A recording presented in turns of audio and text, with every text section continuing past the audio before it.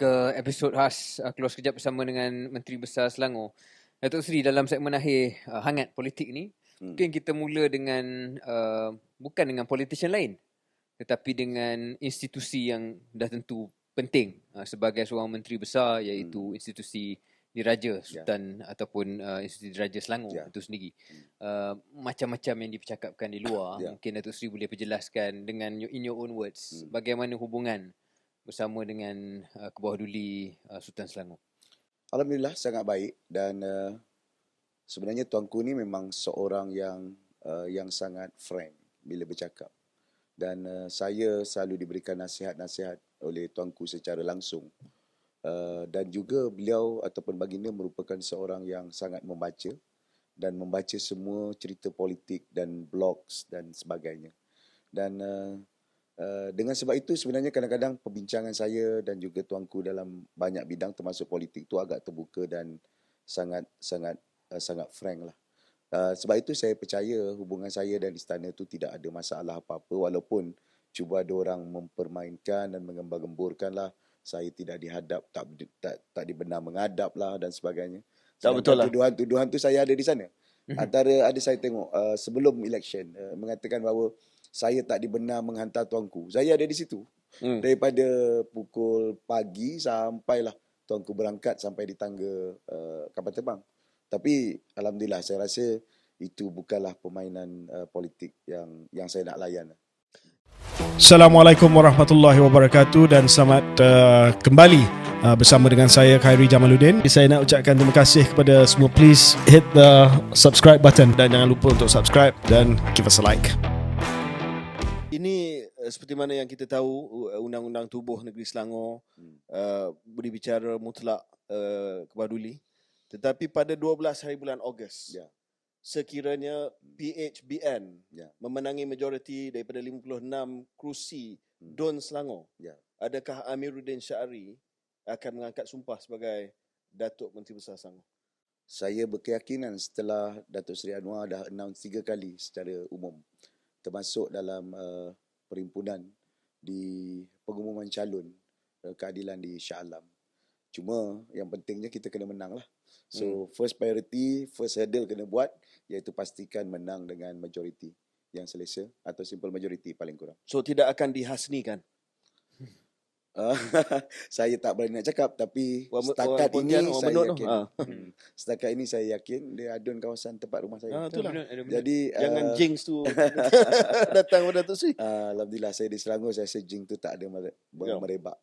Tapi saya yakin setakat ni perbincangannya, tapi politik kita kena bersiap sedia walau apa sekalipun keadaan. InsyaAllah. Okay, Datuk Seri, kita pergi kepada yang lebih hangat daripada itu. Are you a gang cartel? Kartel ni tuduhan Cikgu Bat, sahabat Khairi dululah. Cikgu Bat dia kalah dengan saya. Tahu, dah tu dia marah. Tuduhan Cikgu Bat kepada geng Azmin, dan agak pelik dia sekarang ni dia mengaku geng kartel lah. So kartel ni adalah tuduhan yang pertama sekali dibuat oleh Zaid Ibrahim semasa pemilihan keadilan kepada pasukan Azmin Ali. Itu asal muasal, dan masa tu Cikgu Bat dan kawan-kawan lain attack geng kartel. Saya tak nak nafikan sejarah saya dalam tim Azmin yang sekian lama. Saya pun duduk di bawah DUN dia sekian lama. Jadi dia nak nama kartel ke, geng Azmin ke, geng apa ke, masa tu memang saya geng dia, dan sejarah yang tak boleh dinafikan. Dia yang bawa Datuk Seri untuk menjadi Menteri Besar, betul? Saya dimaklumkan itulah dia yang mencadangkan nama saya untuk menjadi Menteri Besar, dan akhirnya sebenarnya bukan sepenuh-penuhnya, tapi yang permulaan memang dia.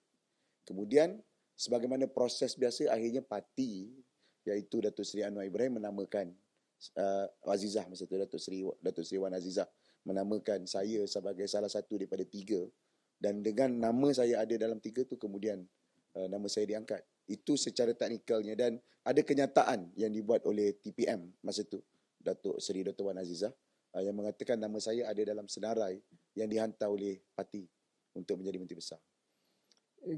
Kita sedia maklum sejarah bersama dengan Datuk Seri Azmin, dan kita iktiraf apa yang Datuk Seri MB tadi sendiri mengatakan bahawa memang dia ada membantu, dia mencadangkan dan sebagainya. Tapi apa yang tersirat dalam soalan KJ tadi, adakah Datuk Seri geng kartel, adalah satu live question.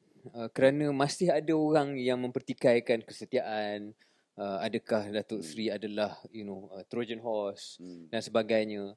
Jadi mungkin kalau diizinkan soalan hangat sikit Datuk Seri, adakah posturing Datuk Seri sekarang ni untuk betul-betul nampak menjauhkan diri daripada Azmin dan betul-betul bertentang dengan Azmin adalah keperluan politik Datuk Seri MB sendiri supaya senyap orang pertikaikan adakah sebenarnya you adalah masih ejen Azmin? Saya rasa 89% hal itu selesai bila saya menang di Gombak dalam pilihan raya umum yang lepas. Dan saya membuktikan pula pentadbiran 89%? 89% dah tak ada cerita lah. Maybe 87. Oh. Saja just plug number. Tapi maksudnya perkara itu telah selesai hampir sepenuhnya bila saya menang di Gombak dengan majoriti yang signifikan. Dan saya juga buktikan bahawa Kerajaan Negeri Selangor kekal intact ada Pakatan Harapan dan deliver dalam pilihan raya lepas 16 daripada 22 seat. Dan tak ada pertimbangan depan, belakang dan sebagainya. Adakah kalau nak tanya sekali lagi, adakah ini harga yang Datuk Seri terpaksa bayar untuk mendapat sokongan Datuk Seri Anwar, untuk dapat sokongan yang bukan kartel ni lah, yang original ni, mainstream crew ni, untuk bagi kepercayaan pada Datuk Seri Amir, you had to pay this price and you had to disown betul-betul your relationship dengan Azmin? Ini bukan masalah lah sebab saya anggap hubungan politik, hubungan sahabat dan rakan-rakan tu, dia bukanlah sampai ke hubungan darah yang sampai nak disown ataupun menolak. Jadi akhirnya bila kita berbeza, banyak dalam perjalanan politik pada masa-masa tertentu, dia terpaksa jauh Tun Mahathir dan Anwar. Dulu begitu akrab dan akhirnya sampai ke sudah tak selesai. Jadi saya rasa hal ini melibatkan beberapa perkara dan asas. Dan walaupun saya bukan Menteri Besar, saya akui saya tak pernah setuju langkah yang dibuat oleh Sheraton Move kerana dia telah merosakkan fabrik politik nasional pada ketika itu. Okay, saya nak challenge Datuk Seri pasal Sheraton Move ni. Datuk Seri tidak setuju dengan langkah Sheraton sebab masa tu Selangor takkan tumbang. Tak cukup bilangan. Kalau Selangor cukup bilangan untuk tumbang pada waktu itu, pada waktu itu juga Datuk Seri akan ikut Azmin. Tidak. Tetapi oleh kerana tak cukup bilangan, dan Azmin pun adalah cerita kat orang, ni Amir ni tak apa, dia sleeper agent dulu, dia tunggu, lepas tu bila dah cukup, maka tumbanglah Selangor. Saya nafikan hal itu sebab 2 minggu, 3 minggu sebelum so-called Sheraton Move berlangsung, saya telah makan malam dengan Datuk Seri Azmin dengan beberapa sahabat. Beliau menjelaskan tentang langkah itu dan bagaimana. Itu pun dekat 90% berjalan kecuali Tun Mahathir tak ikut. Dan kita juga membuat semak timbang dengan beberapa pejabat Perdana Menteri, pejabat Tun dan sebagainya. Dan bila timbang memang kita anggap bahawa benda tersetuju. 2 minggu sebelum atau 3 minggu sebelum masa satu dinner tu saya dah beritahu kepada Datuk Seri Azmin, kalau you buat benda ni ada 2 perkara yang akan menimpa kamu. Yang pertama, kamu akan jadi scapegoat dan yang kedua, you akan jadi punchback untuk orang marah. Dan itulah realiti yang saya lihat berlaku pada beliau, terutamanya sampai kepada pilihan raya umum yang lepas. So bukan sebab Selangor tak boleh tumbang pada waktu tu? Bukan. Selangor boleh tumbang, tak boleh tumbang sebenarnya boleh kalau nak buat. Bukan tak boleh. Tapi saya rasa dia satu perkara yang akan mengganggu gugat. Dan ketenangan politik Malaysia tu berlaku selepas pilihan raya umum. Sebelum pilihan raya umum tu orang petikai numbers, kerajaan pintu belakang dan sebagainya. So saya rasa itu sangat uncalled for lah kepada perjalanan politik nasional. Datuk Seri, sebelum kita tiba ke langkah Sheraton tu, banyak ketegangan yang sebenarnya wujud, seperti mana yang disebutkan tadilah. Dan antara ketegangan itu antara bekas mentor Datuk Seri, iaitu Azmin, dan juga Perdana Menteri sekarang lah, PMX. Datuk Seri Azmin dilihat memihak kepada Tun Mahathir, cuba pecah perintah dan sebagainya. Dan saya nampak akibat daripada langkah Sheraton. Dan sebenarnya sebelum itu juga agak ada bad blood lah antara PMX dan juga Azmin. Macam mana Datuk Seri transition daripada seorang yang dikenali sebagai Cam Azmin kepada sekarang ni naik Presiden kanan PKR? Saya buktikan saya party man lah. I'm not a bad man, I'm a party man. Saya selalu sebutkan tu. Sebab akhirnya bila saya lihat saya menyertai keadilan based on the ideal. It's not because of Anwar Ibrahim, not even Azmin. Because of the ideal that I trust dan saya percaya kepada keadilan yang saya rasa progres untuk negara ini perlu kepada beberapa landasan-landasan itu. Dan dengan sebab itulah saya bersama-sama dengan Datuk Seri Anwar Ibrahim yang nak bawa obor reformasi. Kalau nak sedikit ingkapan sejarah, saya dengan Datuk Seri Azmin ni sebenarnya masih dianggap baru. Terutama bila saya mula bertanding di kawasan Batu Cave pada tahun 2008. Saya menyertai parti pada tahun 2004, tak silap. 2004. 4 tahun lepas saya belajar. Dan pada ketika itu saya banyak lebih bersama dengan saudara Izam. Selepas masuk dalam menang tahun 2008 sampai 2010, sebenarnya saya lebih rapat dengan Allahyarham Tan Sri Khalid. Saya dilantik menjadi Setiausaha Negeri Keadilan. Beliau adalah pengerusinya. Saya jadi pengerusi MSN, jadi Chief Division kepada Sukma dan sebagainya di bawah Tan Sri Khalid. Tetapi bila rasa tertentu tu tak berapa sesuai, jadi saya kena berbincang dengan Datuk Seri Azmin dan anggap mungkin Datuk Seri Azmin adalah direction ke depan untuk bawa reformasi. Tapi bila dia nak beralih arah dengan gaya politik yang dia percaya, saya anggap saya tak ikut. Sebab tu saya boleh jamin kalau saya tidak dalam posisi menteri besar pun, saya tidak akan ikut. Datuk Seri bercakap tentang ideal dan obor reformasi. Dah jelas apa yang berlaku dalam kata-kata dan ungkapan Datuk Seri sendiri. Tapi apa yang Datuk Seri kata tadi, stability politik berlaku selepas PRU 15. Tapi saya nak cuba combinekan kedua itu, iaitu soal ideal reformasi dan kestabilan. Bagaimana hubungan, bagaimana perasaan sebagai orang yang masuk parti PKR ni atas ideal, atas prinsip, bukan atas individu, melihat kompromi-kompromi yang keadilan dan Pakatan Harapan sekarang ni terpaksa buat dalam kerajaan perpaduan? Kita tak kompromi dalam beberapa perkara. Perdana Menteri sangat insist terutamanya dalam isu korupsi dan sebagainya. Dan memang ini antara perkara yang terpaksa kita hadapi. Tapi dalam akhirnya, proses kita mempertahankan prinsip itu juga harus melihat masa depan negara dalam konteks yang lebih besar. Selepas pandemik COVID-19, ketidaktentuan politik dan sebagainya. Jadi nilai stability itu kita kekalkan, di samping elemen of reform tu kita harus laksanakan.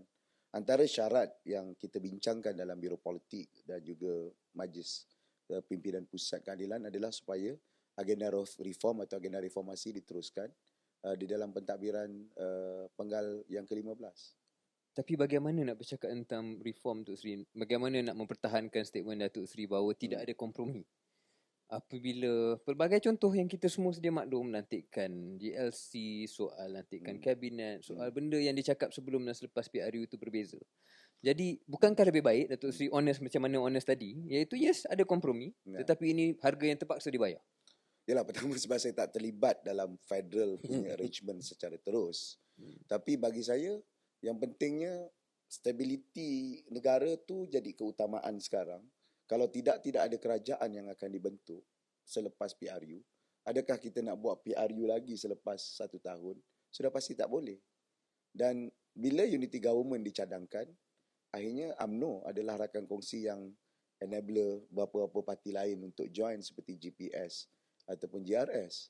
So di situlah saya rasa kita meletakkan keutamaan. Bagai bila kita berdepan dengan pandemik. Bila depan dengan pandemik, keutamaan kita handle pandemik.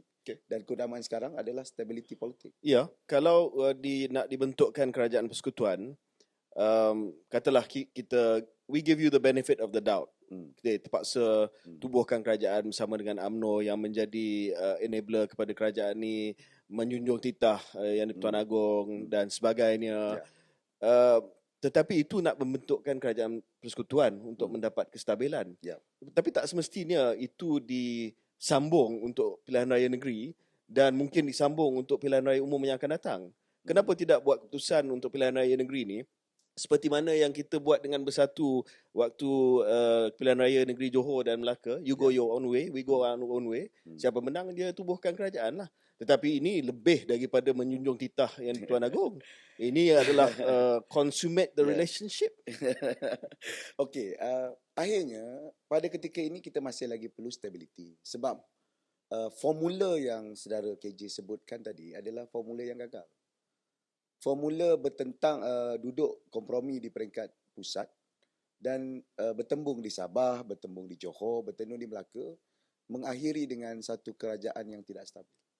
So akhirnya kita kena mengekalkan kerajaan stabil itu dan berdepan dengan pilihan raya untuk memastikan 5 tahun ini akan dijadikan 5 tahun yang stabil. So saya tanya soalan yang sama yang saya tanya Nik Nazmi tempoh hari.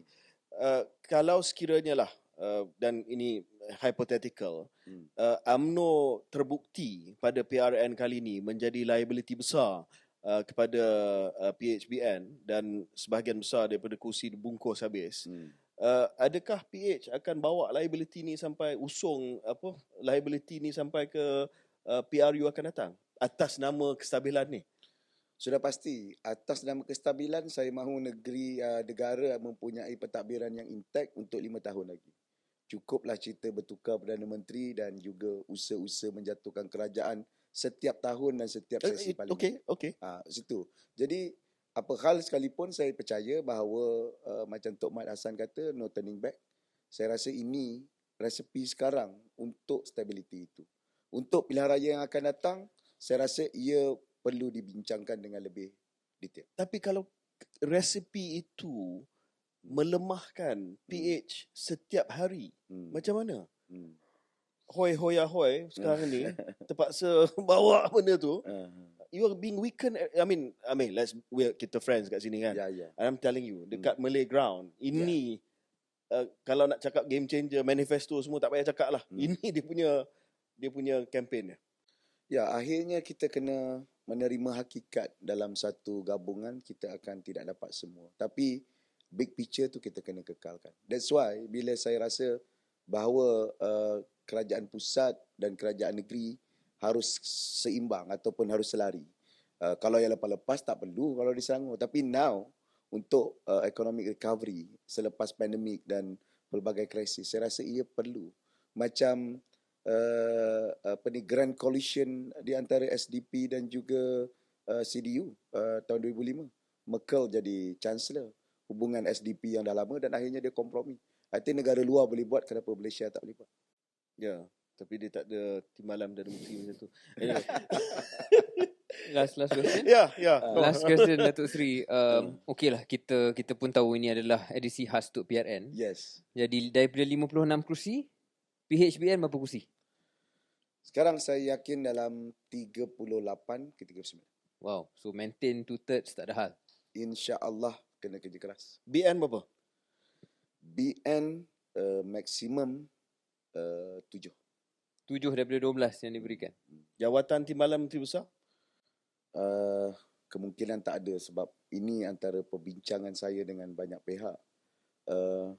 Kita kena bincangkan balik tapi setakat ni memang tak dibincangkan dan saya tak ada niat untuk lantik. Dan dia bergantung pada ke bawah duli juga kan? Sebenarnya bergantung kepada ke bawah duli, tapi kalau ditanya logik selepas timbalan menteri besar dulu, sebab menteri besar kena dibagikan ruang untuk mentadbir. Kalau tidak timbalan menteri besar sentiasa eyeing pos menteri besar, jadi dia insecure. So saya percaya pandangan tu. Saya rasa setakat ni tidak ada cadangan ataupun perbincangan tu dan saya percaya belum diperlukan. Tapi kalau when we cross the bridge dan kita akan discuss. Datuk Seri Amiruddin Syahri, Menteri Besar Selangor dan juga Naib Presiden Parti Keadilan Rakyat, terima kasih kerana tampil di Keluar Sekejap dan telah menjawab banyak soalan yang panas. Kami hampir sebaya, you're slightly younger than me, but I wish you all the best. Thank you. Saya kenal Amir for a few years already. I really wish you all the best. Thank you. Good luck for the Terima elections. kasih. Saya nak ucapkan terima kasih kepada semua. Please hit the subscribe button dan jangan lupa untuk subscribe dan give us a like.